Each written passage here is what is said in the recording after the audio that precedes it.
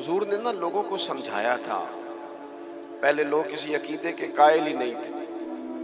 محبوب نے سمجھایا کہ دنیا مختصر ہے.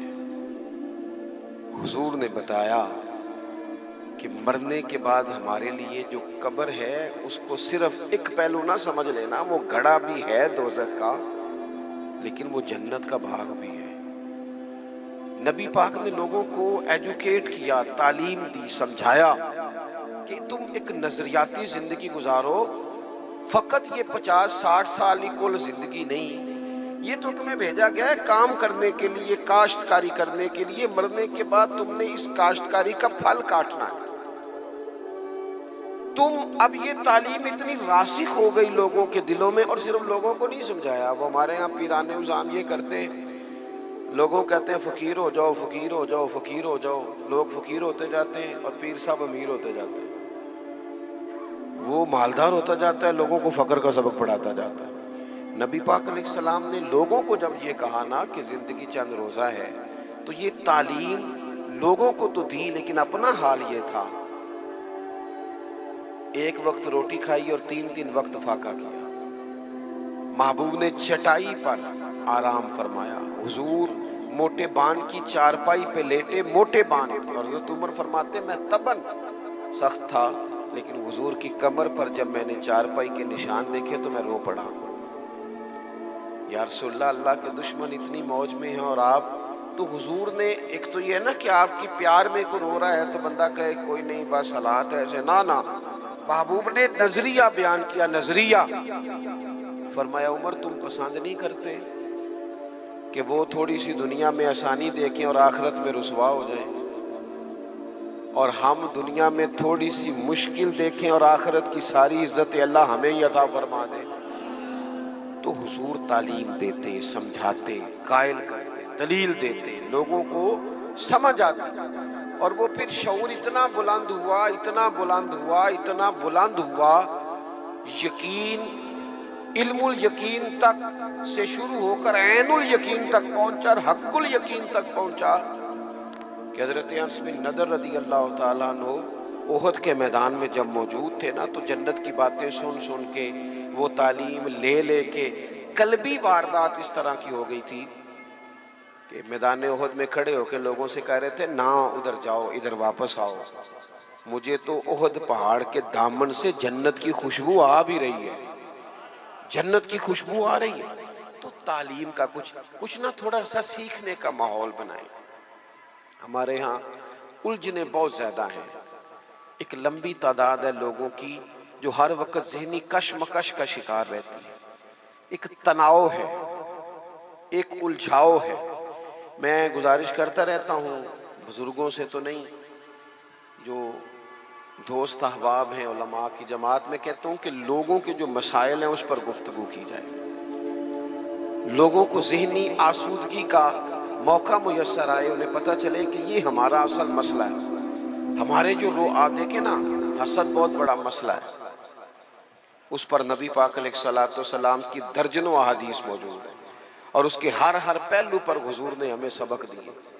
بغض پر، جھوٹ پر، بدی پر، خیانت پر، رزق حلال کے فضائل پر، محبت پر. یہ جو ہمارے مسائل ہیں، ہم اگر حضور سے سیکھ لیں. ایک جنگ بنی رہتی ہے گھروں میں، چوکوں میں، چوراہوں میں، آپس میں، دفتروں میں، کٹھے بیٹھنے والے لوگوں میں. حتیٰ کہ دینی ماحول میں بھی اگر چند لوگ مل کے کام کرتے ہیں تو وہاں بھی کچھ نہ کچھ آپس میں چیزیں دلوں میں موجود رہتی ہیں. شرط یہ ہے کہ ہم حضور سے سیکھیں، کشادگی پیدا ہوگی، دل بڑے ہوں. تو نبی پاک نے اپنے لیے بطور معلم کا لفظ اعزاز کے طور پر حضور نے بیان کیا. اور دوسرا، حضور نے فرمایا میں نا اخلاق عالیہ کی تکمیل کرنے دنیا میں آیا ہوں. ایک ہوتا ہے کوئی اچھی بات کرنا، بہت سارے لوگ اچھی باتیں کرتے ہیں، اور آج کل تو سارے لوگ ہی اچھی باتیں کرتے ہیں، پر مسئلہ صرف اتنا ہے کہ کرتے دوسروں کے لیے. جتنی اچھی باتیں ہو رہی ہیں وہ ساری اچھی باتیں دوسروں کے لیے. اگر وہ اچھی بات جو ہم کر رہے ہیں صرف وہ والی کریں نا جس پر ہم عمل کرتے ہیں، تو جو تبلیغ عمل سے ہوتی ہے وہ دیر پا ہوتی ہے، اس میں وسعت ہوتی ہے. اللہ کے پیارے رسول صلی اللہ تعالی علیہ وسلم نے صرف اچھی بات نہیں کی، آپ توجہ کریں گے میری بات پر، حضور نے صرف ایسا نہیں کہ ایک اچھی بات محبوب نے کر دی، حضور نے وہ والی اچھی بات کی ہے کہ اس سے زیادہ اچھی بات ہو سکتی نہیں۔ اعلیٰ حضرت کہتے ہیں سارے اچھوں سے اچھا سمجھئے جسے ہے اس اچھے سے اچھا ہمارا نبی۔ ایک ہوتا ہے روٹین میں کوئی خیر کی بات کرنا، اور ایک ایسی بات کر دینا کہ پھر گنجائش باقی نہ رہے۔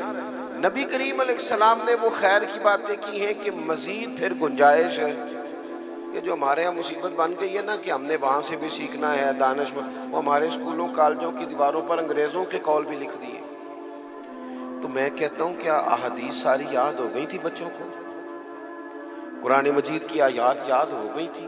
اور کیا کوئی ایسی بات تھی جو حضور نے بیان نہ کی ہو، جو آپ کو ادھر ادھر جانا پڑا؟ اللہ کے پیارے رسول صلی اللہ تعالی علیہ وسلم نے تکمیل کر دی اخلاق عالیہ، بلندی اخلاق جہاں تک جا سکتے تھے وہ ساری چیزیں حضور نے ہمیں دی ہیں۔ اخلاق کی کوئی ایسی بات نہیں جو رسول پاک صلی اللہ تعالی علیہ وسلم نے ہمیں نہ بتائی ہو، اور وہ باتیں ہمیں یاد بھی ہیں۔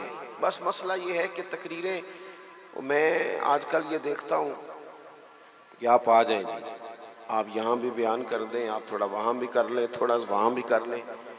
تو میں یہ اکثر کہتا ہوں دوستوں سے کہ اگر تو تقریریں ہیں فقط کانوں کی لذت کے لیے، پھر تو سارا دن سنو، اور اگر عمل کے لیے ہے نا تو پھر میرا خیال ہے 20 منٹ اگر کسی نے کوئی بات سن رکھی ہے تو وہ عمل کے لیے کافی ہے، وہ عمل کے لیے کافی ہے۔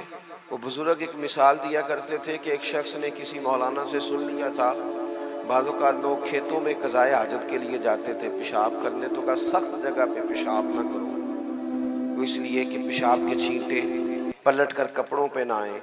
تو اس بیچارے نے وہ مسئلہ سن لیا، وہ صرف نعرے والا نہیں تھا نا، عمل والا تھا۔ اس نے پھر نہ اپنی رومال میں ریت باندھ کے کندھے پہ رکھ لی، جہاں اسے قضائے حاجت کا موقع آتا وہ پہلے ریت رکھتا، اس میں وہ پیشاب کرتا تاکہ میرے کپڑوں کو۔ تو کسی نے کہا چل دوبارہ محفل میں جانا ہے، کچھ سننا ہے، تو کہنے لگا نا بھائی بس، وہ جو ایک مسئلہ سنا تھا اس کے لیے کندھے پہ ریت اٹھائے پھرتا ہوں۔ یہ ایک سادی بات ہے لیکن سمجھنے کے لیے ہے، اگرچہ آپ ہنسے پر سمجھنے کے لیے ہے نا، کہ جن کا عمل کرنے کا مزاج تھا وہ تو یہاں تک تھے، اور جن کا خیال یہ کہ اب ویکھیا ساڑی محفل ہوئی، پھر راتی پھر آپ مزہ گیا ہے، او ہو کیا بھئی آپ نے اور میں نے یہی تو کام کیا ہے۔ نبی کریم نے بلند اخلاق سکھائے۔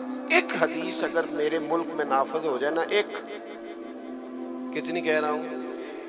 ہاں نہ نہیں کرتے، آپ ناراض ہیں؟ کتنی؟ ایک پہ عمل ہو جائے نا، ایک پہ بس، تو سارے مسئلے حل ہو۔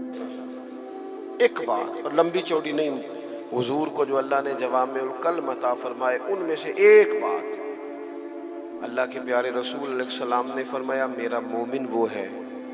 اتنی بڑی بلند اخلاق کی بات ملے گی نہیں آپ کو۔ فرمایا میرا مومن وہ ہے جو اپنے لیے پسند کرتا ہے وہی اپنے بھائی کے لیے بھی پسند کرتا ہے۔ لو ختم ہو گئی بات۔ آج کے بعد زندگی میں یہ ایک بات طاری کر لو، ایک صرف، کہ جو اپنے لیے پسند کرنا ہے وہی اپنے، کوئی ملاوٹ ہوگی، کوئی آدمی غلط چیز بیچے گا، کوئی غلط چیز بنائے گا، کوئی خرابی پیدا ہوگی، کیوں کہ اس نے نا، میں دکان پہ ایک دفعہ کپڑے خریدنے کے لیے بیٹھا تھا تو ایک صاحب کہنے لگے پیر صاحب یہ لے لے آتے، میں بھی پایا ہے۔ میں کیا سارے نو یو دیا کر جڑا آپ پانا ہے۔ دیکھو نا یہ کیا بات ہوئی، آپ کو پہچان ہے نا کہ یہ کپڑا ٹھیک ہے، تو آپ باقیوں کو خرید، آپ مارکیٹ سے لے کے ہی وہی آئیں بس، جو آپ سمجھتے ہیں کہ یہ لوگوں کے لیے۔ کیوں ہم اس طرح کا کام کرتے ہیں؟ کیوں نہیں ہم سمجھتے کہ یہ غیر نہیں ہے، یہ ہمارے اپنے لوگ ہیں؟ یہ کیسے ہو سکتا ہے کہ کسی کے بچوں کو آپ ملاوٹ والی چیز کھلائیں اور بیماریاں آپ کے گھر نہ آئیں؟